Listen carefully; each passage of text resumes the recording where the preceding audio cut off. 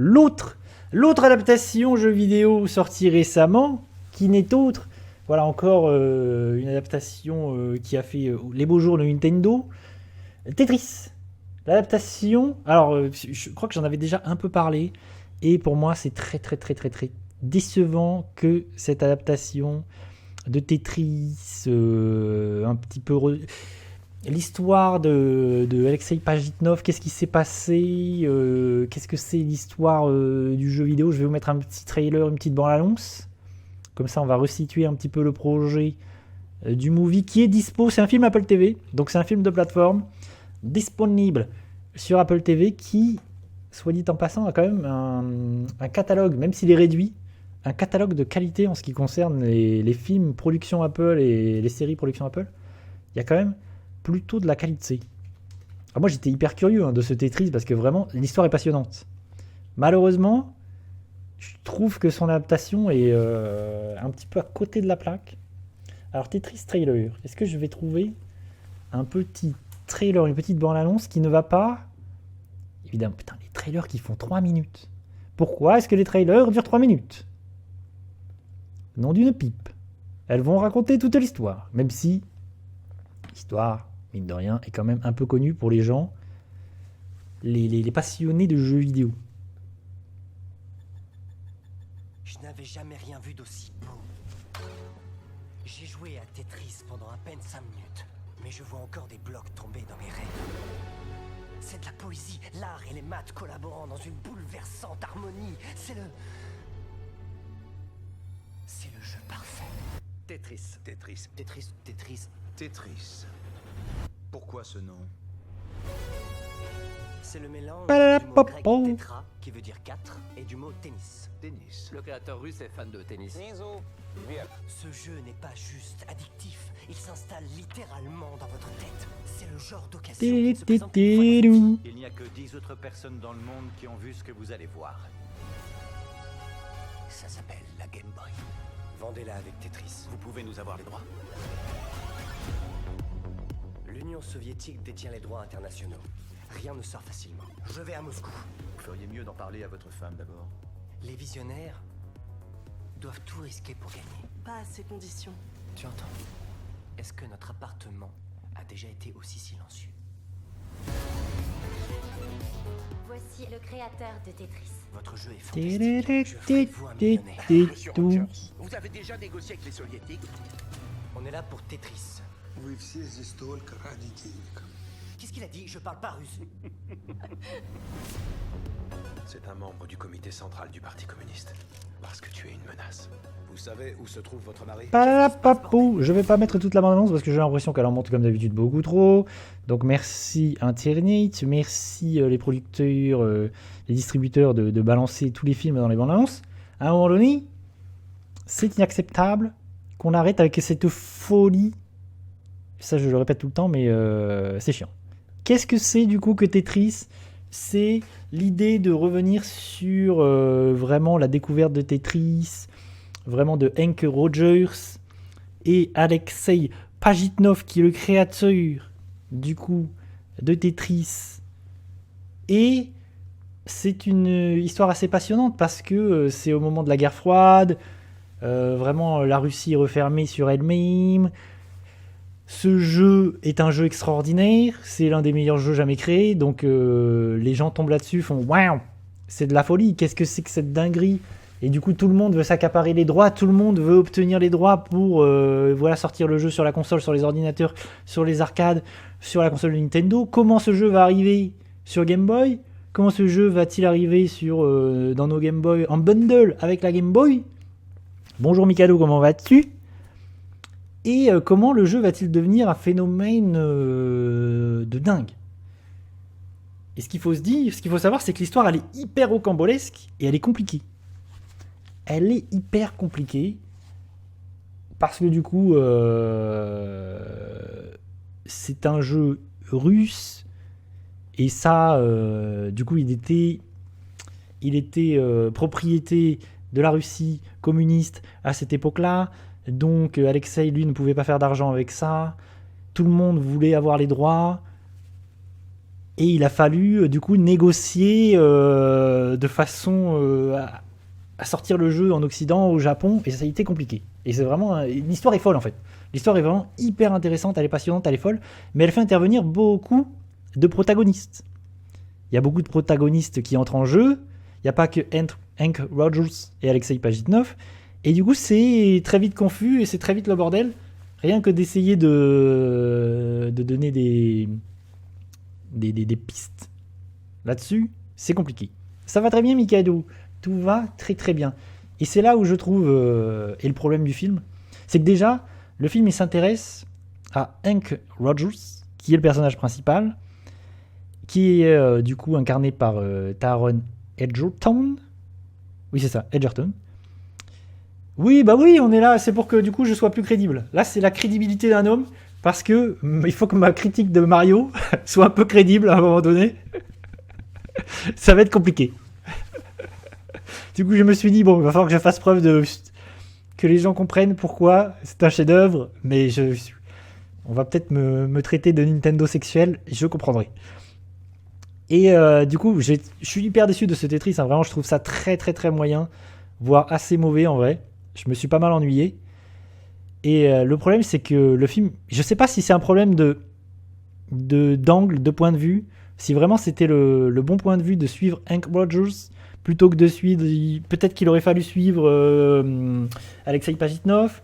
Je sais pas vraiment quelle était la meilleure idée, parce que le problème de Hank Rogers, c'est qu'il arrive un peu au milieu de l'histoire en fait.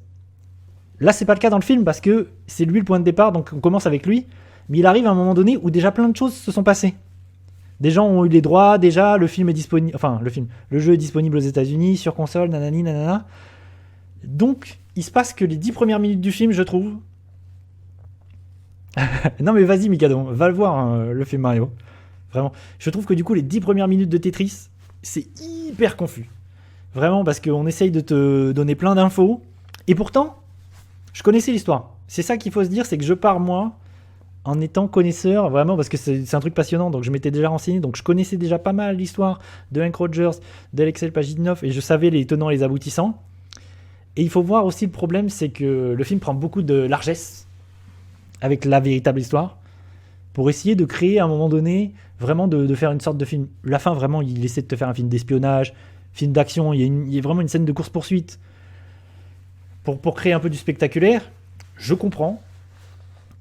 Mais je trouve que ça marche pas. Vraiment, je trouve que ça marche pas du tout.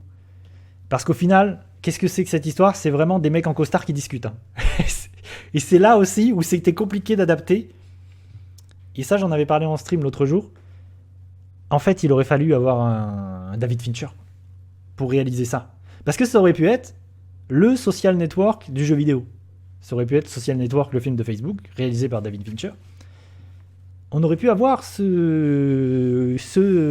voilà, vraiment le social network du jeu vidéo. Ça aurait pu être un film vraiment avec un vrai metteur en scène, avec un vrai mec derrière la caméra. On aurait pu avoir un truc vraiment bien. Là, je trouve que c'est pas le cas du tout. Et en plus, il fait des choix qui vraiment sont de la facilité. Par exemple, il va mettre des pixels. Enfin, il va y avoir des scènes un petit peu en pixel art. Parce que adaptation de jeux vidéo, parce que jeux vidéo. Je trouve ça hyper... Vraiment, c'est la facilité. Pour moi, c'est le niveau 0 de l'adaptation à ce niveau-là. C'est comme quand tu fais une adaptation de bande dessinée et que tu te dis « Ah, je vais mettre des split screen dans mon film. Split screen dans mon film. Pour créer des cases. Mais sans vraiment que ça ait de sens, sans vraiment que ça ait de... Voilà, juste parce que c'est une adaptation de bande dessinée. Du coup, ça fait un petit... voilà. Ça fait une petite résonance avec la bande dessinée. Mais juste comme ça, voilà. Ça, c'est niveau 0 quand tu adaptes une BD.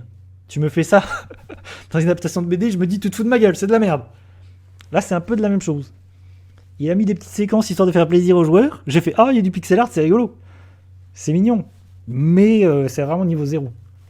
C'était vraiment juste, il s'est dit, vas-y, passage obligé, je vais mettre des pixel art. Ça va être cool. Mais... c'est... Bon, le vrai problème que je trouve avec le film, c'est que, en fait...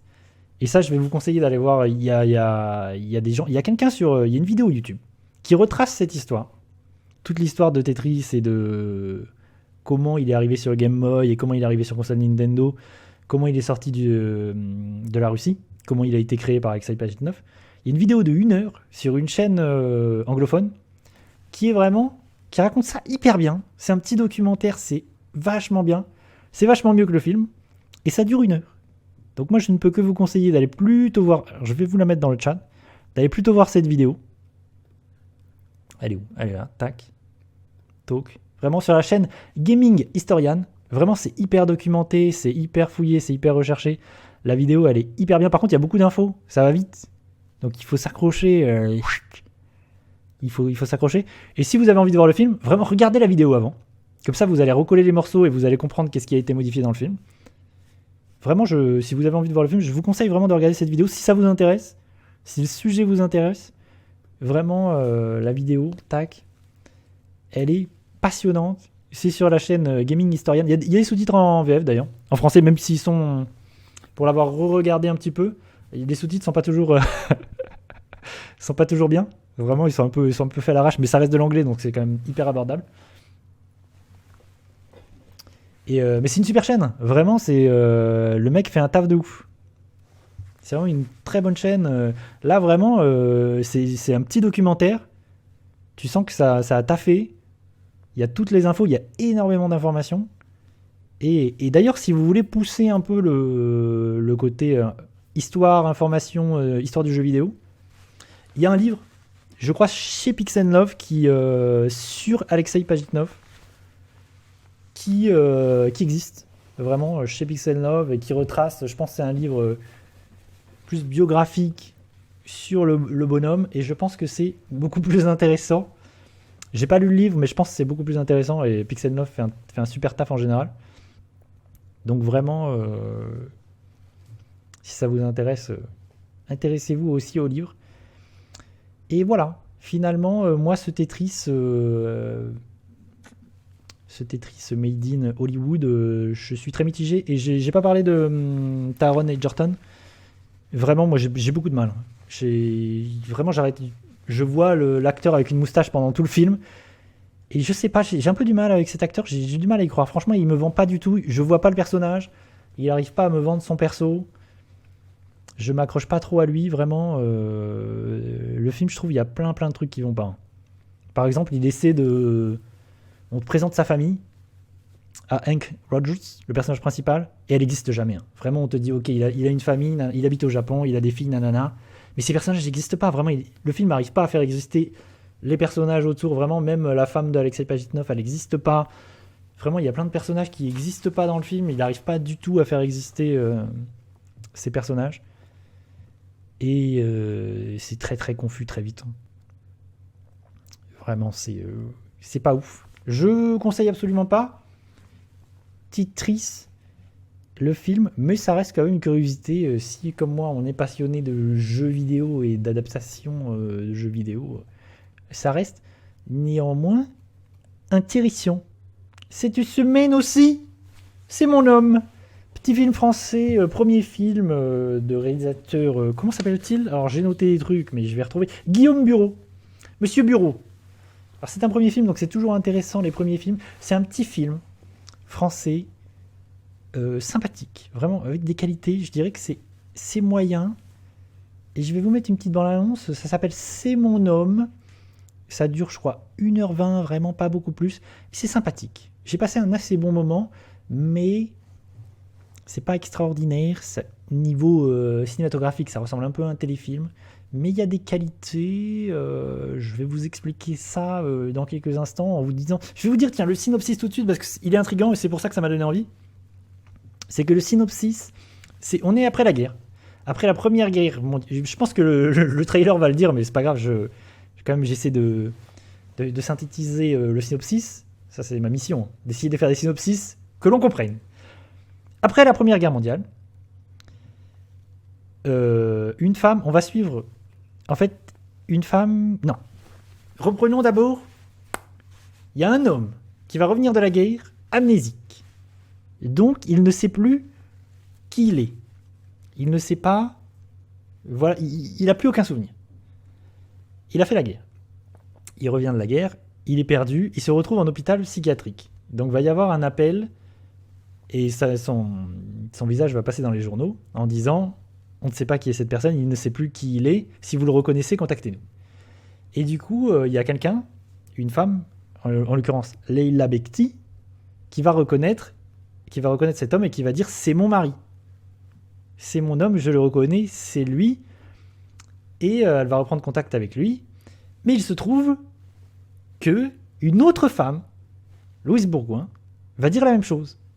C'est mon homme, d'où le titre du film. Et elle va dire non mais en fait c'est moi je le connais, je sais qui c'est, il est telle personne. Et elles vont dire chacune un nom différent. Et donc là c'est hyper intriguant parce que tu te dis qu'est-ce qui se passe. Est-ce que c'est une des deux femmes qui ment? Est-ce que c'est l'homme qui ment sur son amnésie? Qu'est-ce qu'il en est? Est-ce qu'une a raison, l'autre non? Ou est-ce que c'était juste cet homme qui avait deux identités, qui vivait une double vie? Qu'est-ce qui se passe? Du coup, plein de questions se posent. Qu'est-ce que c'est les tenants et les aboutissants de cette histoire? C'est hyper mystérieux. Et du coup, le protagoniste principal, qui est joué par Karim Leclou, qui est amnésique, est tiraillé entre ces deux. Qui croire? Il est là, qui est-ce que je dois croire? Est-ce que j'ai aimé cette femme? Est-ce que c'est cette femme que j'ai aimée? Est-ce que je suis cette personne? Est-ce que je suis cette personne? Peut-être est-il les deux? Peut-être n'est-il aucun? Peut-être n'aurons-nous jamais de réponse? Là est la question. Est-ce que ça vous a donné envie? Je vous mets un petit trailer. Paf. Madame, comme vous le savez, mon patient souffre d'une profonde amnésie. Il ne se rappelle rien, même pas son nom. C'est moi. Il ne vous reconnaîtra sans doute pas. C'est possible que Julien retrouve jamais la mémoire? Oui, c'est possible. Pendant longtemps, je l'ai cru mort. J'ai mis tellement de temps à faire mon deuil. T'as pas changé, tu sais. Tu me regardais pareil la première fois qu'on s'est rencontrés. Toutes ces photos, c'est toi qui les as prises. Ça te rappelle rien? Rappelle-toi. Toi, t'es serveur. T'es photographe. J'ai apporté ça. J'y arriverai jamais. Je suis Julien. Toi, c'est Victor Brunet. Je suis désolé que ça se passe comme ça. Je vais saisir la justice. Le tribunal décidera si vous êtes Julien Delaunay ou Victor Brunet. Et vous pourrez refaire votre vie. Je veux pas le perdre une seconde fois, je le supporterai pas. Pourquoi vous faites ça? Pour les mêmes raisons que vous. On n'a qu'une seule vie. Je préfère te savoir heureux avec elle que malheureux avec moi. Tu dois beaucoup m'aimer pour me dire ça. Est-ce que tu crois? Bien sûr que je t'aime. Je veux tout savoir. T'as jamais douté? Jamais. Parfois, je me demande si tu fais pas semblant. De quoi? Ne pas te rappeler. Je peux vous donner de l'argent. Vous disparaissez de sa vie. Madame Delaunay venait proposer de t'acheter. Je t'aime tellement. Moi aussi, tu m'aimais. Tu aimes qui? Je sais pas qui je suis. Je ne sais pas qui je suis. Le 5 avril au cinéma. Moi j'ai trouvé ça sympathique. C'est moyen. Voilà, c'est un film, je lui mets la moyenne. Ça ressemble un petit peu à un téléfilm, donc c'est vraiment. Ça ressemble à un film qui passerait le dimanche après-midi à la télévision. On regarderait sans déplaisir. Rien de fou, mais j'ai quand même passé un bon moment. Je me suis pas ennuyé. C'est très court, ça dure 1h20 à peine. Vraiment, on est quand même captivé. Moi je trouve. La force du film, c'est son histoire de base, qui est inspirée de faits réels, de faits qui ont réellement eu lieu, de gens qui se sont retrouvés amnésiques au sortir de la guerre et qui, en fait, voilà, plein de gens reconnaissaient. Surtout qu'en fait, c'est intéressant parce que c'est une période où beaucoup de gens ont disparu, beaucoup de gens sont morts, et beaucoup de soldats ont disparu juste et on ne sait pas qu'est-ce qu'il est advenu. Et du coup, plein de gens ont voulu croire en. Même si finalement, ils savaient pertinemment que c'était pas la personne qu'ils connaissaient, ils ont voulu faire revivre les gens qu'ils aimaient. Du coup, ils se sont dit, je le connais, c'est lui. Du coup, plusieurs personnes ont dit, je le connais, c'est lui. Et ça, c'est intéressant. En fait, cette idée d'homme amnésique qui finalement a plusieurs identités, c'est intéressant. Et vraiment, en tant que spectateur, c'est cool parce que tu te poses beaucoup de questions et tu te dis, ok, est-ce que c'est elle qui dit la vérité? Est-ce que finalement, c'est l'autre femme qui dit la vérité? Et qui est-ce que je dois croire? Du coup, vraiment, pendant tout le film, tu oscilles entre les deux. Tu te dis, qu'est-ce qui se passe? Quel est le vrai du faux? Ça, c'est très cool. J'aime beaucoup ces films où vraiment tu participes. Tu participes en tant que spectateur à essayer de démêler le vrai du faux. Et le film a le bon goût, ça je dois dire, le bon goût de garder une ambiguïté. Vraiment, c'est ambigu pendant tout le film. Et pendant tout le film, tu peux te dire que soit les deux mentent, soit il y en a une qui ment.